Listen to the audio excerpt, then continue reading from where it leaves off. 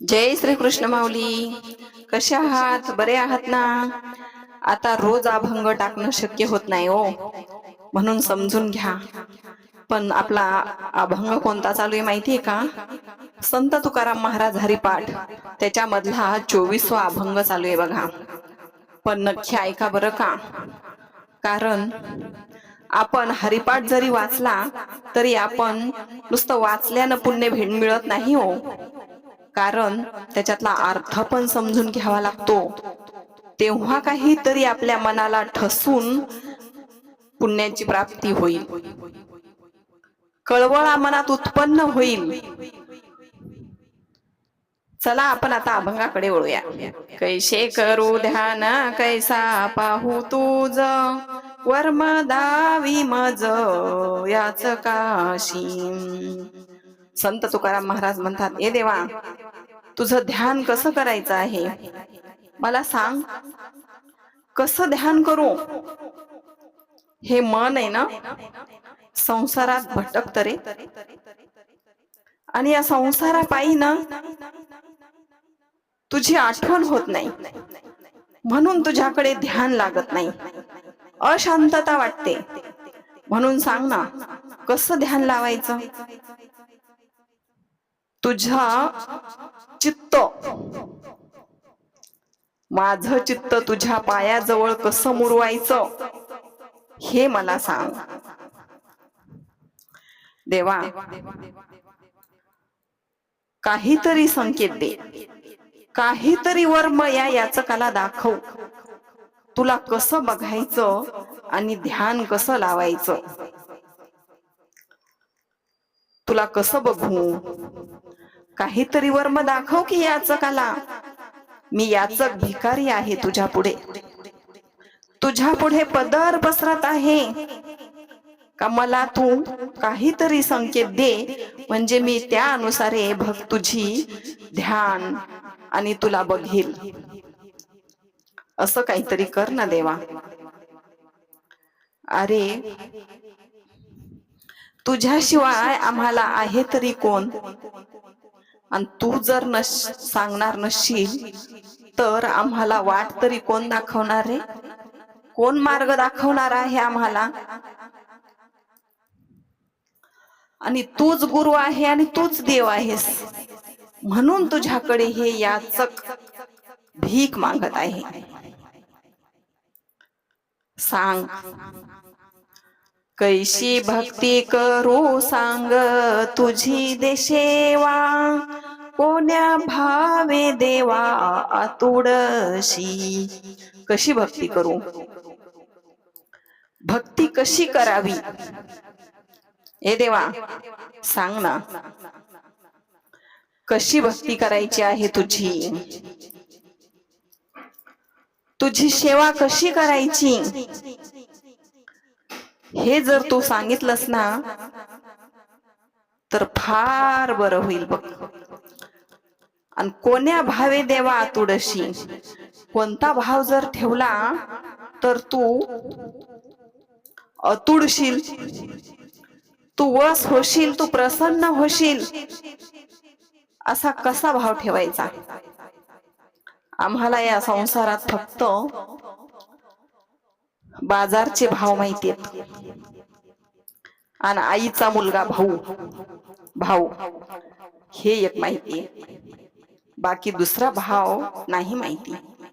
म्हणून तू जर कृपा केलीस ना तरच हे शक्य आहे रे देवा.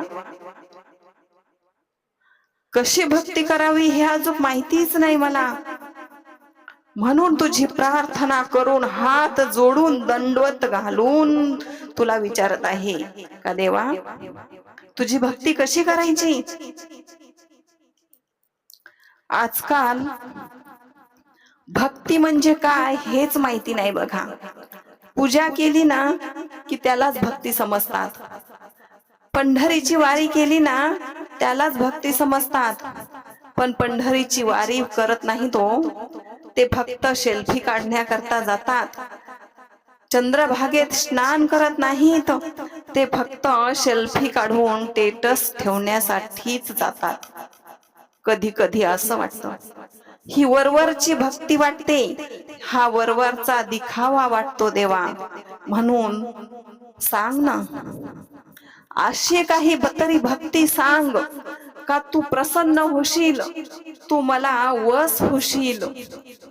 संसार वसरो आणि चित्त तुझे पायी मुरो. तुझ्या पायाजवळ माझं चित्त सतत राहिलं पाहिजे, असं काहीतरी सांग देवा. कैशी कीर्ती वानू कैसा लक्षी जाणू, जाणू हा कवनो कैशा तुझ. हे देवा, तुझी कीर्ती कशी आहे ती कशी वानू, कशी वर्णन करू तुझी कीर्ती. तुझी कीर्ती महान आहे. 4 वेद 6 शास्त्र 18 पुराण. हे मोठे मोठे ऋषी डोंगरावर जाऊन बसलेत, राखा अंगाला लावल्यात, माळा गळ्यात घातलेल्या आहेत आणि जटा वाढवून पाया लोक आल्यात, नखाच्या चुंबळी झाल्या. त्यांच्याकडून तुझी कीर्ती वर्णन करणं झाली आणि मी तुझी कीर्ती कशी वानू सांग ना.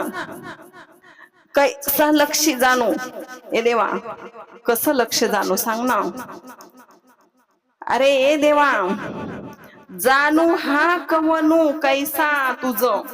अरे मी तुला जाणू, पण तू कोण आहे आणि कसा आहेस हे तर कळलं पाहिजे की नाही.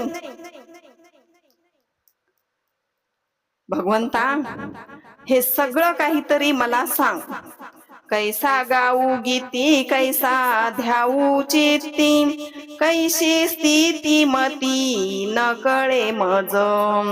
देवा, मी कसं गुण गाऊ तुझे आणि कसं ध्यान लावू, कसं चित्त तुझ्या जवळ ठेवू, हे सगळं सांग.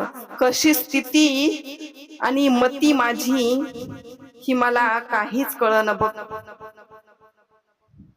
कसं लक्ष लावू, कसं काय करू, हे मला याच्यातलं काही कळत नाही. म्हणून सगळं काही तूच सांग. तुका म्हणे जैसे दास केले देवा, तैसे हे अनुभवा आणि मज. हे देवा, अरे तू दास केलंस ना तुझा, तू स्वतःहून कृपा केलीस ना तर दास होतो, आणि हे दास तू केलंस. म्हणून आता हे सगळं तू सांगायचंस, कारण आपणच देव होये गुरु. तूच देव आहे आणि तूच गुरु, म्हणून हे सगळं तू सांग कसं काय करायचं ते. अरे तुझं गुण वर्णन करायला जर गेलं ना तर शक्य नाही. तुझी कीर्ती जर गुणगान जर आपण गायन करायला गेलो ते पण माझ्याकडून शक्य नाही.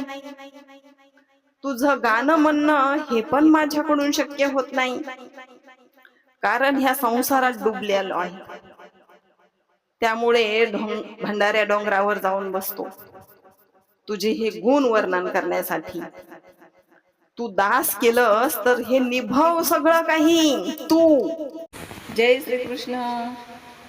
अभंग आवडला तर संतांचे बोल YouTube चॅनलला सबस्क्राईब करा, म्हणजे आपल्याला पुढचा पण अभंग बघता येईल.